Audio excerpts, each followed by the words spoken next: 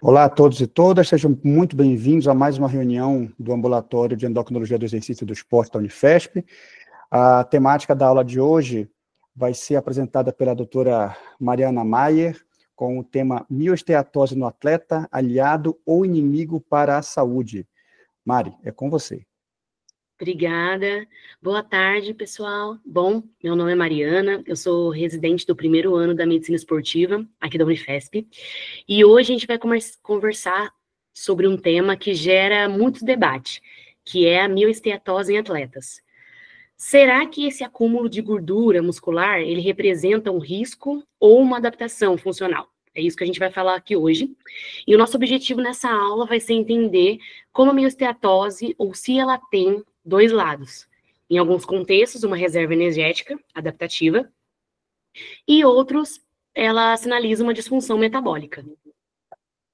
Então, na aula de hoje, nós vamos primeiro falar por que discutir a mioesteatose na medicina esportiva, falar um pouquinho sobre a interação músculo-tecido adiposo, o que é a mioesteatose, alguns dos mecanismos da mioesteatose e os impactos na qualidade muscular, e vamos falar sobre as gotículas lipídicas e os seus papéis, o que a gente chama de paradoxo do atleta, e as conclusões da mioesteatose, se ela realmente é uma aliada ou uma inimiga, e algumas conclusões e aplicações práticas. Então, por que discutir a mioesteatose na medicina esportiva? Bom, primeiro que o músculo esquelético, ele é um dos maiores órgãos do nosso corpo. Ele representa cerca aí de 40% do nosso peso total, e ele é responsável não só pela nossa capacidade de movimentação, mas também ele tem um papel muito importante na regulação da homeostase, da glicose e dos lipídios, ajudando a manter o nosso corpo equilibrado e saudável, né? Os dados mostram ainda que a mioesteatose ela é muito mais comum do que a gente imagina, tanto em populações com doenças metabólicas, quanto em atletas bem treinados. E isso reforça a importância da gente discutir esse tema na medicina esportiva. A gente precisa entender em que contexto ela representa um risco, quando é apenas uma adaptação, e principalmente como que isso deve impactar na nossa abordagem clínica. Então, para começar, falando um pouquinho do tecido adiposo, além de ser uma fonte de energia, ele também é um órgão endócrino. E ele produz diversas substâncias, né, chamadas adipocinas e lipocinas, como, por exemplo, a adiponectina, a leptina, quemerina e resistina, e além de ácidos graxos específicos, que atuam diretamente, né, no músculo esquelético, que regula o seu desenvolvimento e o seu equilíbrio. E essa comunicação entre a gordura e o músculo é fundamental para a gente manter esse metabolismo saudável e preparar o terreno um pouco para a gente compreender o que acontece na mioesteatose. Mas, afinal, o que é a mioesteatose? Ela é a infiltração de gordura, ela pode acontecer não só no tecido adiposo, mas ela acontece no músculo, no osso, no fígado, no coração. E a mioesteatose, da forma clássica e tradicional que a gente conhece, é um acúmulo patológico de gordura no músculo esquelético. E ela está associada à piora da saúde metabólica e da função muscular.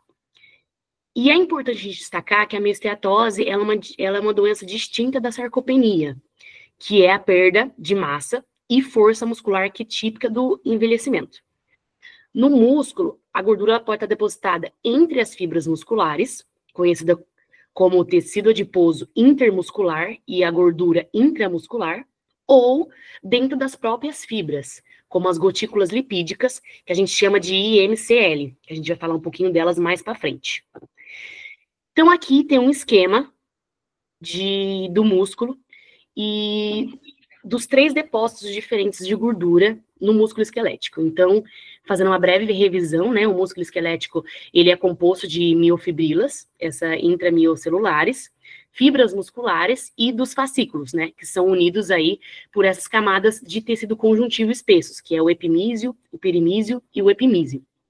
E a gordura no músculo esquelético, ela pode ser classificada daqueles 3 modos que eu falei, então, em componentes intramiocelulares, que é essa primeira aqui mais do lado direito, que são as gotículas lipídicas, preenchendo o citoplasma entre as miofibrilas de miócitos alongados, e a extramiocelulares.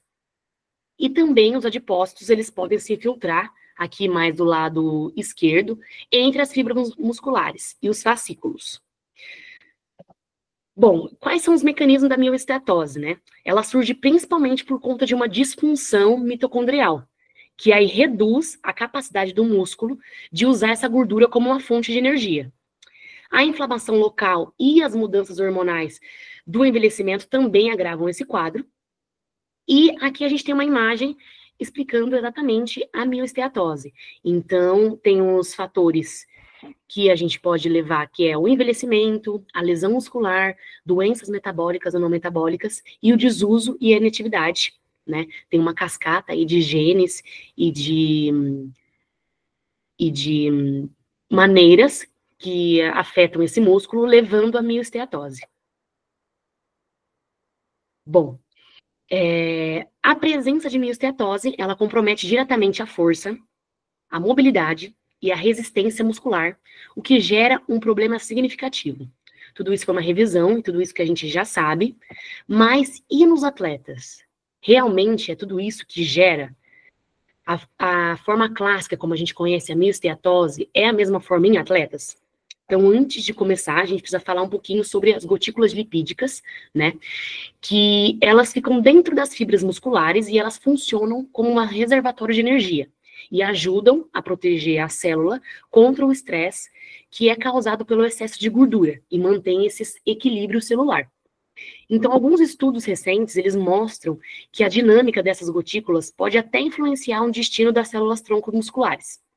Então, elas podem diferenciar diversos papéis, e às vezes em papéis opostos, dependendo do estágio da doença. Porém, a infiltração anormal da gordura no músculo ainda está relacionado a problemas sérios, como resistência à insulina e disfunção musculares, né, que são comuns no envelhecimento, na sarcopenia, e também diabetes e obesidade. E existe um fenômeno muito interessante que é chamado de paradoxo do atleta, que apesar dos atletas de endurance acumularem gordura dentro da célula muscular, ou seja, os lipídios intramiocelulares, que são essas gotículas lipídicas, eles continuam sensíveis à insulina. Isso é o oposto do que a gente vê em pessoas que normalmente possuem resistência à insulina. Então, esse paradoxo, eles nos leva a investigar como o músculo do atleta, ele se comporta de forma diferente em relação ao metabolismo lipídico, na distribuição celular, nas vias de sinalização entre atletas e os indivíduos que são resistentes à insulina. Então, é isso que a gente vai falar um pouquinho mais para frente.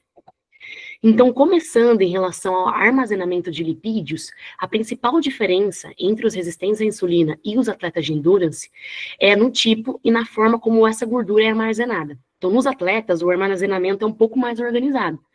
Então, essas gotículas lipídicas, elas são menores, elas são mais numerosas e elas são normalmente localizadas em fibras do tipo 1, que são aquelas fibras que têm mais capacidade oxidativa. Então, são mais eficientes para a utilização de energia durante os exercícios que são mais prolongados. Já nos pacientes que são resistentes à insulina, essas gotículas, elas não são tão grandes, elas são menos eficientes e, geralmente, elas ficam entre as fibras do tipo 2.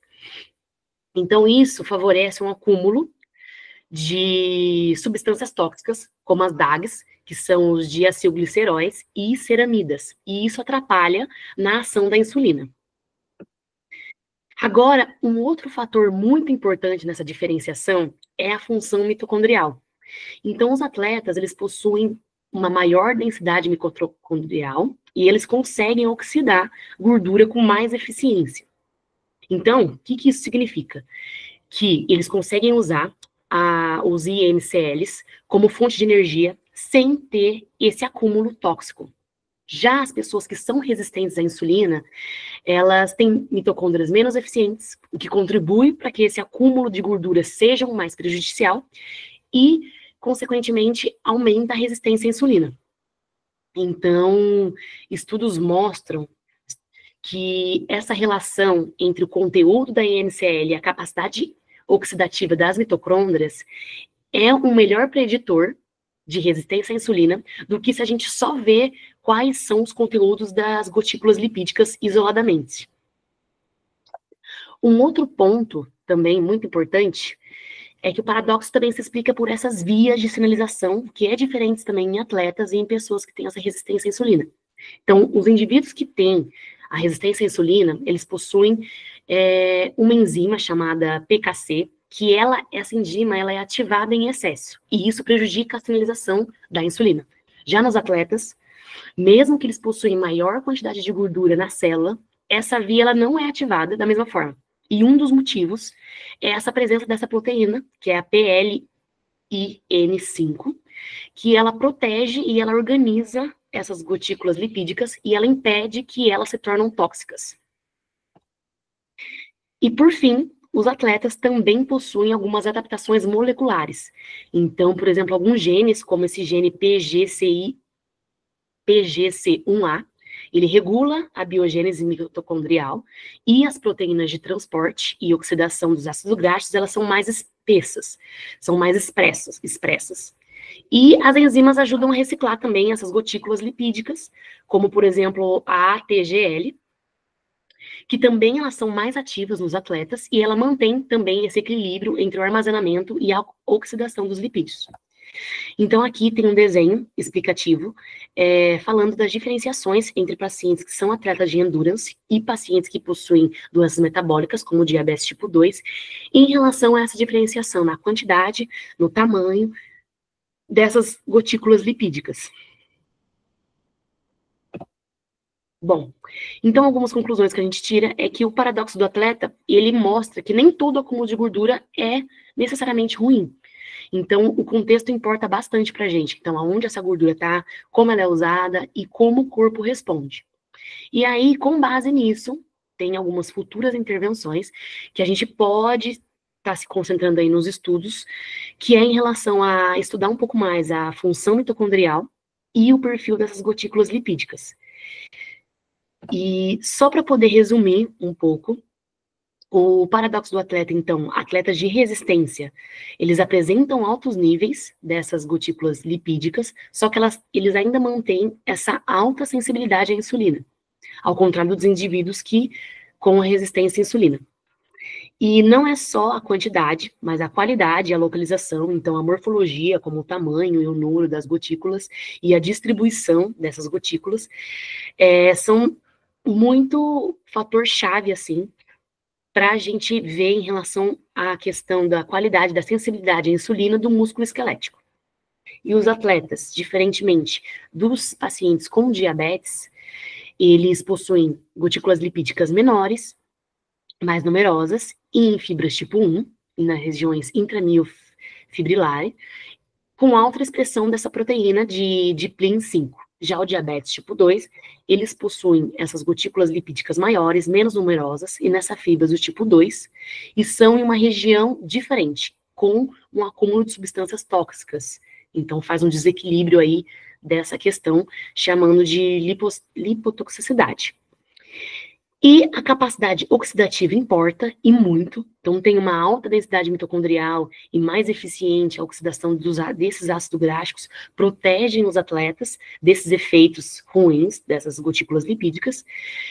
E as adaptações moleculares treináveis também. Então, o treinamento físico, ele promove a expressão desses genes e dessas proteínas que são envolvidas neste transporte, oxidação e regulação dos lipídios, inclusive se o paciente é diabético tipo 2.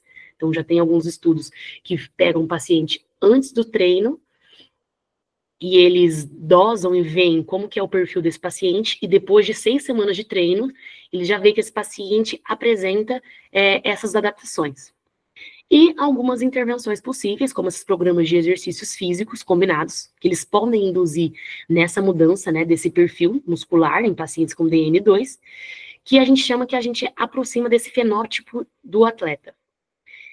E é muito importante a gente saber dessas questões, porque entender desses mecanismos, eles abrem portas para essas novas abordagens terapêuticas, tanto de resistência à insulina, quanto de doenças metabólicas. Bom, gente, essa foi as referências que eu utilizei na aula, e fico à disposição aí para dúvidas ou para comentários.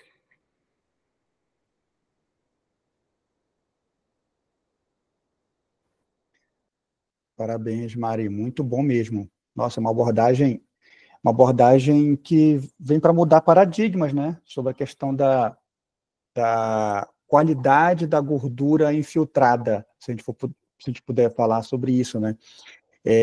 Um ponto que eu achei interessante foi até o seu último slide aí. Se você conseguir colocar o seu último slide, sei que você está passando para. Você está voltando, mas. Eu estava, peraí.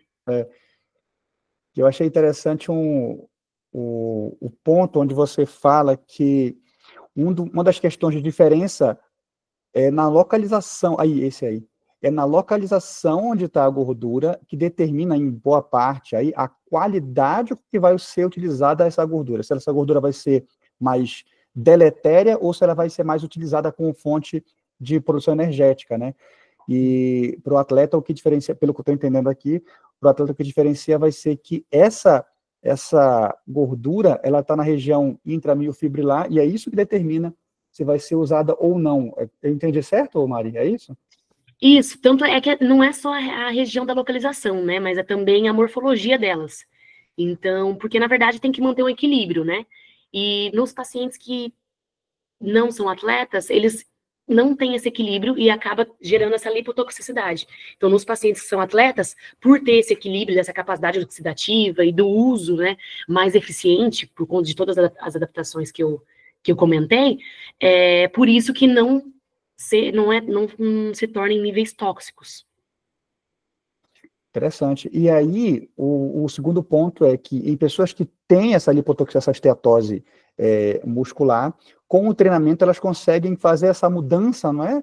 Isso eu achei bem interessante, a perspectiva de dizer assim, olha, o exercício físico ele realmente consegue mudar a morfologia, a localização, por uso dessa esteatose muscular. É isso mesmo, Mari? Isso, é isso mesmo. Eu vi uns estudos que eles fizeram um estudo com 6 semanas, com pacientes com diabetes, e pegaram ele antes e depois, e aí viram que eles já tinham apresentado essas mudanças, quanto no momento da expressão desses genes aí que eu comentei, quanto na morfologia das gotículas lipídicas.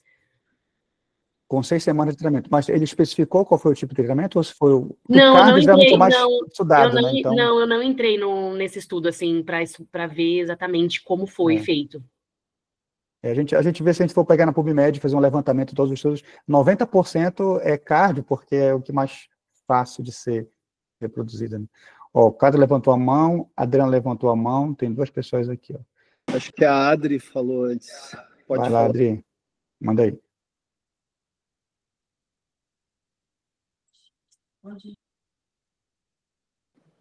Então, posso ir falando que a Adri está aqui comigo, está se ajudando aí. Só tem que cuidar o eco, não vai dar certo.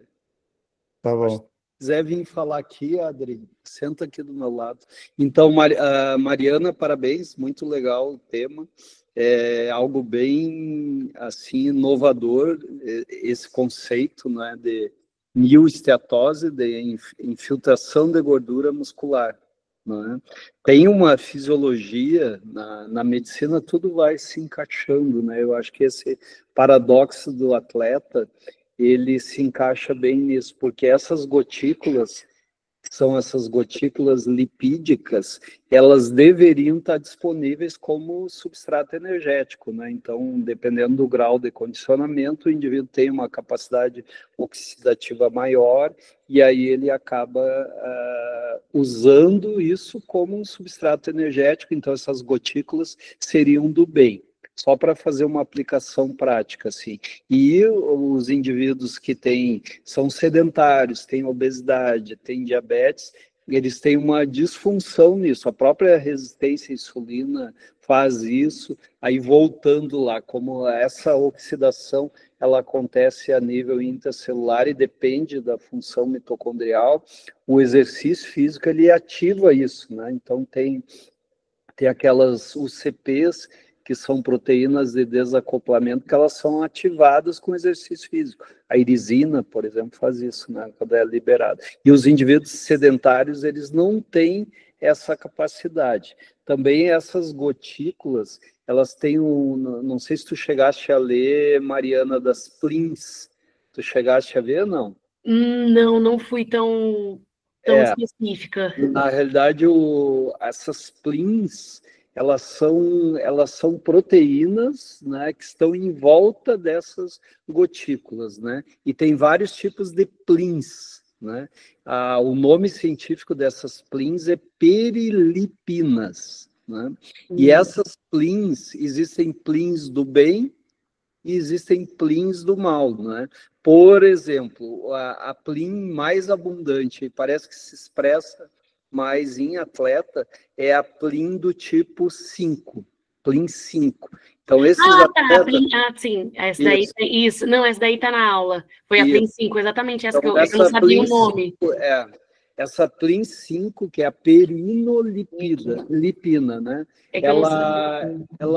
Ela queima mais gordura. Aqui, ó, tá aqui no slide. Eu falei dela, só que eu não sabia qual era o nome completo dela. Exatamente, é exatamente isso aí. E aí os pacientes com diabetes, com resistência insulínica, eles expressam mais as outras plins, né? Tem plin 1, que tem mais no tecido adiposo, tem mais capacidade de reserva, gera mais inflamação. Tem a plin 2, que ela tá no fígado, está no músculo, está no coração. A gente não sabe muito disso. Eu assisti uma palestra no congresso ano passado de obesidade, eu saí maluco lá, porque eu achei uma coisa muito legal, assim, que explica muita coisa, né?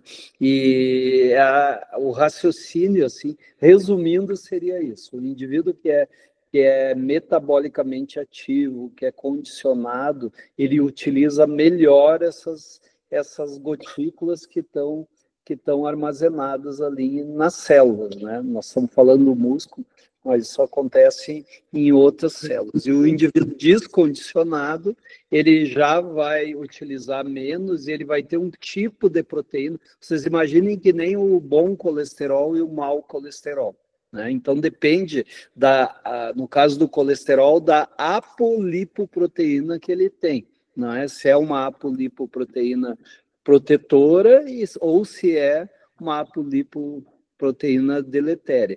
E no caso das plins, essas perilipinas, né, tem as do bem e tem as do mal. Então, o que a gente precisaria, em resumo, é no condicionamento ter mais disponível essas plins 5, desculpe, que essas é que vão ter menos lipotoxicidade e que vão poder fornecer substrato energético, né? Elas facilitam a oxidação de gordura. Tem até um termo que chama gatekeeper, né? Que ele vai, como se fosse no portão ali, ele facilita a circulação, a utilização dessas gotículas de gordura. Se a gente não tem esse tipo de proteína, né? De novo, eu digo, é uma proteína em volta da gota de gordura, né? Só para vocês entenderem. Essa proteína é que é a plin, né? A perilipina. Né? Se ele não tem isso, a gordura vai ficar acumulando ali, ele só vai piorar em termos metabólicos. Não sei se eu consegui me fazer entender, é meio complexo, né? E aí a gente traz para a aplicação clínica aí dessa mioesteatose, que falasse super bem em atleta. Hoje a gente está olhando muito, não só a quantidade de músculo, mas a qualidade de músculo, né? A qualidade entra a composição, né? Entra a função. E quanto mais infiltração de gordura, piora a função, piora a qualidade do músculo. E os pacientes com diabetes, os pacientes com obesidade, eles têm mais, os pacientes sedentários principalmente, né? Isso acontece com os pacientes que têm obesidade sarcopênica, né? Então, eles têm aquele músculo em menor quantidade e menos eficiente funcionalmente. E essa mioesteatose, ela é preditora de mortalidade. Tem um artigo que eu sempre mostro nas minhas aulas, que mostra que a mioesteatose é melhor preditora de mortalidade do que a esteatose hepática, do que a obesidade, do que a sarcopenia. Então, a gente precisa ter esse olhar de melhorar a composição do músculo. Tem correlação com incidência de diabetes, tem correlação com resistência insulínica, que seria tudo a aplicação desse mecanismo molecular que tu mostraste e que eu fiz uma introdução aí para o lado metabólico. Então, a gente ainda não mede mioesteatose de rotina, né? Se mede por por bioimpedância ou por tomografia. Então, acho que eu pelo menos estou esperto em tentar achar algum método que tenha uma correlação em relação a gente quantificar um pouco melhor isso, porque a ressonância e a tomografia são exames mais complexos. Tem muito estudo epidemiológico, eles pegaram exame, banco de dados de tomografias, que os pacientes fizeram tomografias por outros motivos, e aí correlacionaram. Então, por exemplo, tem bastante dado com esteatose hepática, tem pacientes que fizeram por oncologia, e vocês vão vendo que quanto pior metabolicamente o indivíduo é, mais mioesteatose ele tem. Quanto mais sedentário, mais mioesteatose. E aí tem a boa notícia, né? A gente está agora na fase de olhar a composição corporal. Nós aqui do serviço, a gente já fala isso há décadas, né? Mas agora explodiu a história de massa gorda e massa magra por causa das medicações anti-obesidade, que elas têm um potencial maior de entregar perdas de peso maiores, né? E aí sim, perde massa muscular junto, né? Perde massa gorda, mas também perde massa muscular. E aí nós já temos dados, nós temos com a liraglutida e temos com a tirzepatida, que é o Mondiaro, mostrando que diminui mioesteatose. Apesar de tu perder músculo, tu melhora a qualidade do músculo. Também tem dados mostrando que melhora a função do músculo. Então, essa perda aí também, ela pode ser um mecanismo adaptativo, né? Assim como para o atleta ele tem disponível essa mioesteatose como fonte energética e tudo ok, né? Ele consegue utilizar e ele não fica metabolicamente prejudicado em termos de risco cardiovascular, todas essas coisas. Mas o cara que é sedentário é o contrário, até porque ele forma essas outras gotículas. Mas então a mioesteatose, depois vocês cruzem ali tirzepatida e mioesteatose, vocês vão ver dados bem interessantes, com a liraglutida também. A gente vai falar mais sobre isso no futuro. Me parece que é uma métrica bem boa, né? Hoje está todo mundo preocupado com a esteatose hepática, porque a esteatose hepática ela tem uma janelinha que a gente bota ali, que é o ultrassom, e enxerga, né? Então todo mundo está aí diagnosticando a esteatose hepática mais facilmente, e a mioesteatose não. Mas a gente vai evoluir para isso aí no futuro. Falei demais. Adri, tu quer falar aqui, Adri? Não, acho que dá para falar aqui. Não, tá. Parabéns, Mari, pela aula. Parte das minhas dúvidas o Clayton já respondeu, mas eu tenho uma aqui. A depender da modalidade do atleta, será que não varia também por proporção do exercício para ter uma melhoria? Ainda não tem tudo sobre sobre exercício, isso. O ideal é o combinado, né? Que a maioria dos artigos trazem isso. É isso? Eu não fui ver a fundo quais seriam os exercícios, né? Eu acho que o Marcos que falou que o ideal seria combinado, eu não cheguei a afirmar isso. Mas nos artigos ainda não tem uma conclusão sobre quais os melhores tipos de atividade, sim. Uhum. Ainda não tem nenhuma conclusão.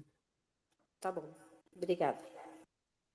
Eu queria complementar, na verdade, eu queria tirar uma dúvida com vocês dois aí, o Clayton e a Mari, para saber o efeito reverso, né? Por exemplo, você falou assim, Mari, que pessoas que têm esse quadro de miosteatose, sedentárias, diabetes tipo 2, enfim, com o treinamento elas conseguem fazer essa mudança, né, por uma gordura de melhor qualidade, melhor aproveitamento. E o contrário, e o destreino, né, de repente, não sei se tem estudos mostrando sobre isso, mas hoje a gente pode hipotetizar aqui, se o destreino vai promover também uma mudança, uma volta para uma piora da qualidade dessa gordura, né?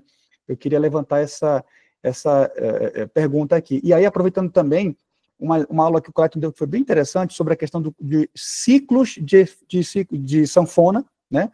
De alterações de peso, o quanto que isso também faz baixar a massa muscular.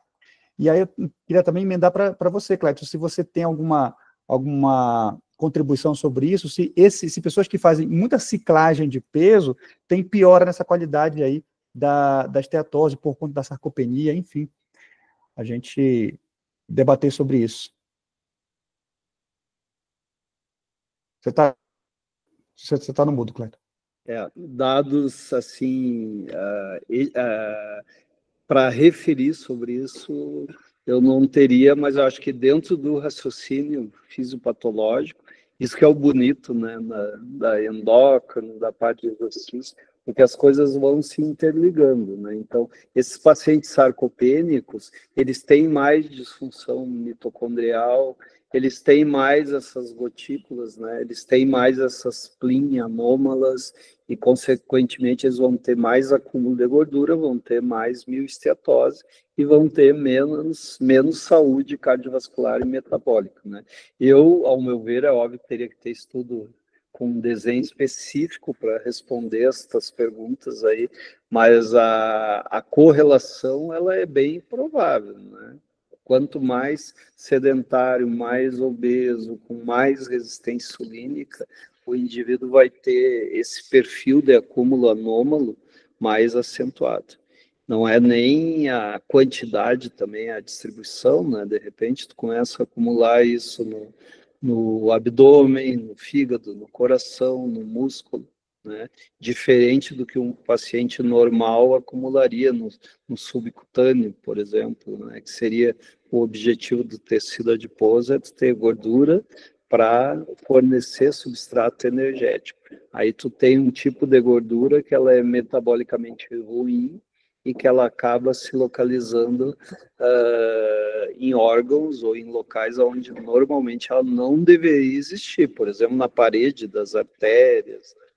Então, acho que a linha, ela é sempre que tu tens esses dados de fisiologia e o impacto do exercício, o impacto da doença, elas vão todas no mesmo sentido, né? Se aquela disfunção é uma disfunção negativa, tu pode ver que em qualquer cenário o comportamento é parecido, né? Mas a gente vai precisar ter mais dados para responder isso aí. Eu acho que é uma área que a gente vai falar muito. A gente vai, prepare-se aí, porque vai vir uma nova era de medicações e o tratamento da obesidade ele vai focar em perda seletiva de gordura, né? Então, assim como a gente associa 3, 4 medicamentos diferentes para tratar hipertensão ou diabetes, para a obesidade também. E uma das maneiras de se melhorar a parte metabólica é exatamente por esses mecanismos que preservam massa magra, né? Então, a gente já tem ali aquela activina 2, que é o receptor, aonde se liga a miostatina.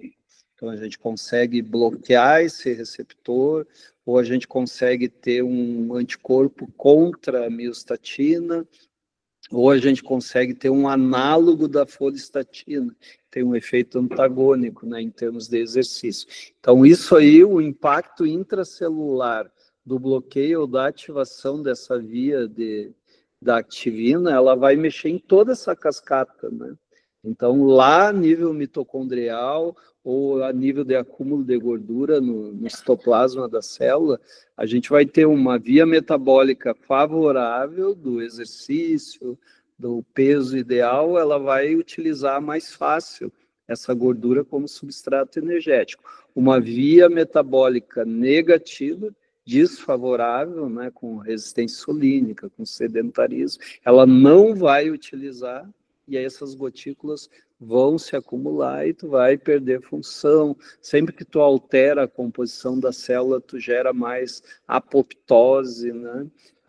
Tem aquele processo lá da mitofagia, que é a limpeza das mitocôndrias, né, que o exercício faz. Tá tudo interligado. Eu estou comentando por um outro olhar, mas os mecanismos finais, eles são os mesmos. Mas aí, normalmente, por exemplo, eu sou ativo fisicamente, eu não tenho diabetes, eu tenho uma massa muscular boa, eu estou fazendo faxina das minhas mitocôndrias. As mitocôndrias anômalas eu estou limpando, né? E o contrário, se eu sou sedentário, se eu tenho diabetes, né, eu acabo acumulando lixo. Lixo traduz material oxidado, né, nas minhas células e a própria gordura. Isso facilita, em vez de eu limpar e preservar a célula, faz com que a minha célula morra, né, faça apoptose.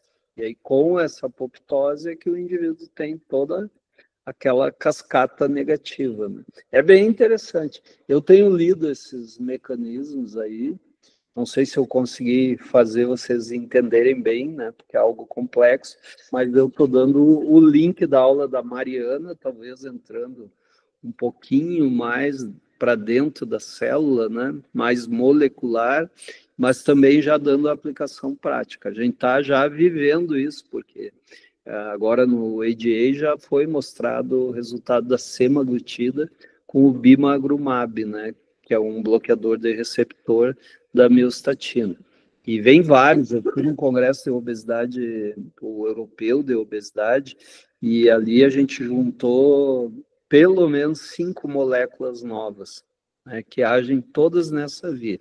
E o ADA eu não tive tempo ainda, mas eu acho que tem umas 10 moléculas, pelo que eu vi ali, né? Muitos apresentados em tema livre. Então, eu ainda quero pegar os abstracts e pegar o programa, que eu não tive tempo de assistir todo, eu tenho a assinatura do congresso, eu vou poder assistir as palestras.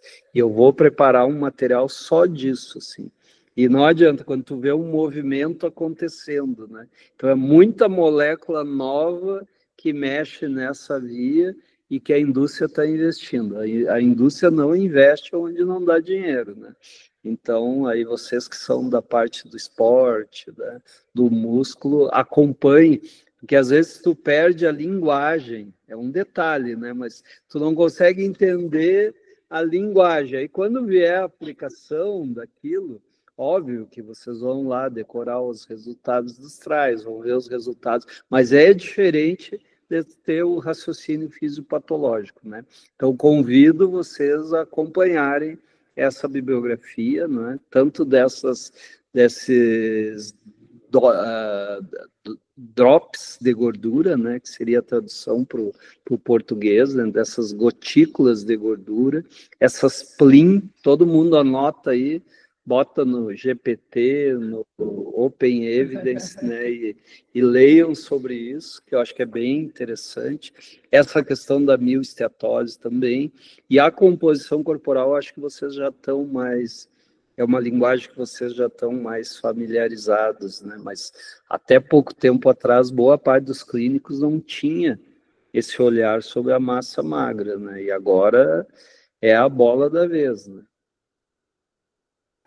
Antes da Elizabeth, ela levantou a mão aqui, dela complementar, deixa eu só perguntar para você, Clayton, é que você falou uma vez sobre a questão de novo, só voltando aqui ao tema, dos efeitos de ciclo sanfona, né? Você falou, isso. Mas assim, a mesma coisa da ciclagem, tem um grau de peso, né? Tudo reflete que tu vai ter menos massa muscular com a ciclagem, né? Quando tu perde peso, perde gordura e músculo, e quando tu reganha, e o reganho ele é fisiológico, é o esperado, né? Então tu reganha só de gordura. Então a tua composição corporal ela vai ficando cada vez pior. A tua adiposidade muda. E não é só a adiposidade em termos de quantidade de gordura, é em termos de distribuição. Tu acaba acumulando mais gordura abdominal, por exemplo, ou na parede do vaso, pericárdica, ou no músculo, né? E isso é que vai fazer o estrago na parte metabólica, né? Então, essas pessoas, às vezes, magras, elas são metabolicamente piores, porque o determinante é a massa magra, né? A proporção de massa magra e massa gorda. Então, esses cicladores, a preocupação maior são as mulheres, principalmente mulheres, né, que são magras. Hoje eu atendi uma no consultório com IMC normal, ela já está usando 10 miligramas, que nem existe, ela usa 2 canetas, dinheiro não é problema, né, de tirzepatida para ficar mais magra, porque ela botou na cabeça que ela se enxerga gorda. Ela mesma diz que as pessoas olham para ela e dizem, como tu está bem, como tu está magra. Ela está usando Mondial e já perdeu um bom peso. Mas ela quer perder mais, né? Eu, obviamente, orientei ela, pedi a composição corporal, porque às vezes com a composição corporal tu consegue objetivar isso, né? E aí tentar fazer que ela entenda, tem distorção da imagem, e aí encaminhei ela para uma avaliação psiquiátrica também, né? E hoje eu atendi um usuário de esteroide, foi bem interessante, porque ele deu a definição da vigorexia. Só um parênteses, que é falando da importância da composição corporal como ferramenta educativa, né? Ele mesmo ele disse assim, doutor, é como se eu tivesse uma anorexia ao contrário, né? Ele se sente pequeno, quer ficar maior. Quer dizer, ele deu a definição original da vigorexia, que é anorexia reversa. Mas daí qual a estratégia que eu fiz para ele? Ele vai vir aqui no ambulatório fazer composição corporal hoje. Não sei se é esse ou eu mandei 2 pacientes. Depois nós temos que ver qual dos 2 é. Tem um que é só para ver composição corporal. Mas assim, ó, a minha estratégia seria ele fazer uma composição corporal, a gente mostrar o quanto ele tem de músculo, né? O quanto ele não tem de gordura, para ver se cai a ficha, né? O objetivo é isso aí. Então, esse modelo de abordagem que a gente já faz aqui, né? Ele deve ser feito de rotina, porque aí nessas nuances é que tu consegue, às vezes, mais adesão, o paciente consegue fazer o que é certo, ele se convence a não ficar usando esteroide, não... Eu misturei um pouco os temas, mas a aplicabilidade é a mesma, né? E a fisiologia, a fisiologia ela é a mesma, né? É sobre tu ter muito músculo, pouco músculo, muita gordura, pouca gordura, e agora está entrando essa da gordura no músculo, né? Então juntou tudo. Mas legal, não percam o barco, né? Acompanhe isso, comecem a ler, porque acho que a gente vai ir para essa avenida aí facilzinho. Vai ter aplicação disso na cardiologia. Eu acho que vocês já viram uma aula que eu dei, que saiu no Nature lá, que é esse receptor da activina, ele vai ter um papel central na cardiologia. Era um editorial lá. Por quê? Porque o coração é um músculo, né? Então, tudo isso que a gente está falando de mioesteatose, de músculo esquelético, ele deve estar acontecendo no músculo cardíaco, é um músculo misto, né? Eu nem sei, Mariana, se tu viu algum artigo, eu nunca vi de mioesteatose cardíaca, né? Mas talvez tenha já, não é uma coisa difícil de ser investigada, né?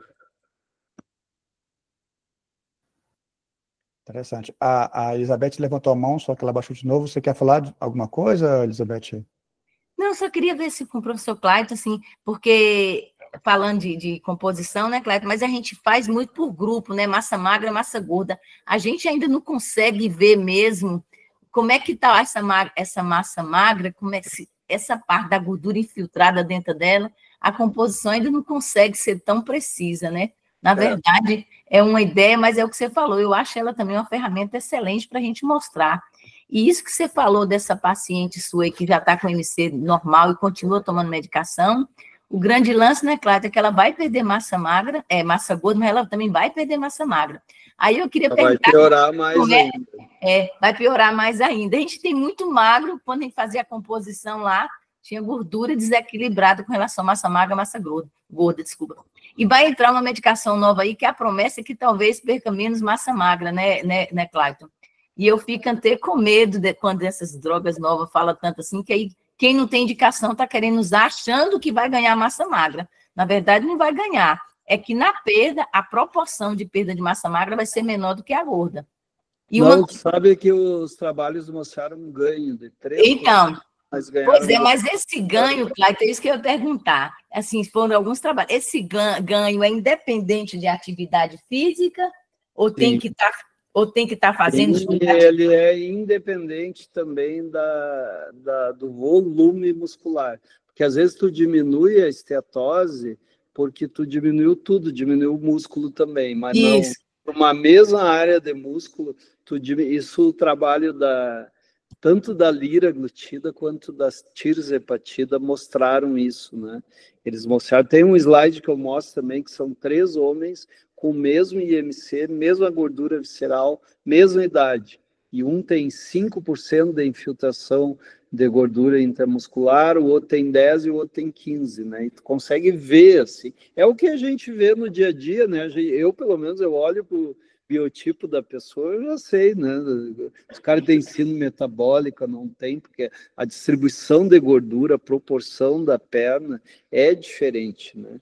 Então, assim, só que esses remédios, as pessoas vão fazer o uso recreacional, vai usar quem não precisa, né?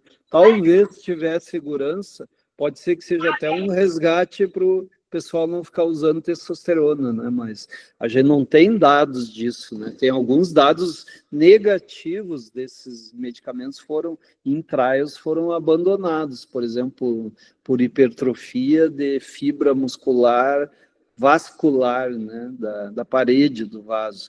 Então não adianta tu melhorar, é que nem a testosterona, tu melhora um ponto, mas aí tem alguns pontos que o aumento da massa muscular pode ser prejudicial. Não é o que parece ser no coração. Eu já dei uma aula, se vocês quiserem, um dia a gente repete, eu estava até mostrando, não dei a aula, mas como surgiu o tema numa apresentação de fígado lá, e eu tinha os dados, eu acabei abrindo a minha aula e acabei mostrando. Mas para o coração, parece que esse bloqueio da miostatina, que é o que o bimagrumab faz, ele diminui fibrose do coração, ele aumenta a formação de novos cardiomiócitos, né? Ele faz mais regeneração, diminui isquemia do miocárdio, né? Tem até um trabalho, está no New England, que os caras fizeram um adesivo de folistatina no músculo de porco, né, com isquemia induzida. Então, eles induziram isquemia, colocaram esse adesivo e com o adesivo o músculo regenerou mais fácil. Quer dizer, eles induziram um infarto, por exemplo, e aí colocaram esse adesivo, como se fosse um emplasto, assim. E os porcos tiveram melhora tecidual da injúria que a isquemia tinha causado. Então, eu acho que é uma área bem interessante. Tem bastante evidência, sim, mas é tudo estudo em animais, estudos moleculares, né? Não dá para sair prescrevendo pozinho de inibidor de miostatina ainda. Mas... né, é mais um caminho aí que a gente tem que ter cuidado ao trilhar, né, Cláudio? Senão, assim, eu estou naquele grupo Bomba, Tô Fora, por isso que eu estou falando, né? Que a gente às vezes acha, e aí eles vão ter argumento, tá vendo, e vai. Aí eu vi sua aula lá, foi com o Cury, né? Ou com o Cury, não, com o podcast do Alexandre, né? O podcast lá, você acha que você que deu, não foi? E aí você falou desse estudo, mas quando eu estava lendo o trabalho, eu falei, oh, meu Deus, tomara que os outros não peguem isso e comecem assim, essa droga, então é assim, agora vamos ganhar massa magra e vamos começar a usar. Não é essa a proposta, né? E aí, com relação que você mostrou esse trabalho de atleta e de M2, mas assim, as pessoas normais que não são atleta, mesmo assim, elas se beneficiam, né, Clayton, da atividade física, nessa modulação, nessa diminuição dessa infiltração de tecido adiposo no miócito, né? Com certeza. Assim, só o atleta, né? Eu acho que mesmo a gente, pobres mortais, quando faz atividade física, está se beneficiando. De uma maneira ou de outra, a gente se beneficia, né? Não é só o atleta, né? O trabalho só mostra em atleta esse efeito benéfico aí de redução de infiltração de tecido adiposo no músculo. Uhum. É isso aí. Mais alguém tem alguma dúvida, algum questionamento, gente? Não? Tranquilo. Mari, mais uma vez, obrigado aí pela aula. Deu boas discussões aí, viu? Foi muito bom.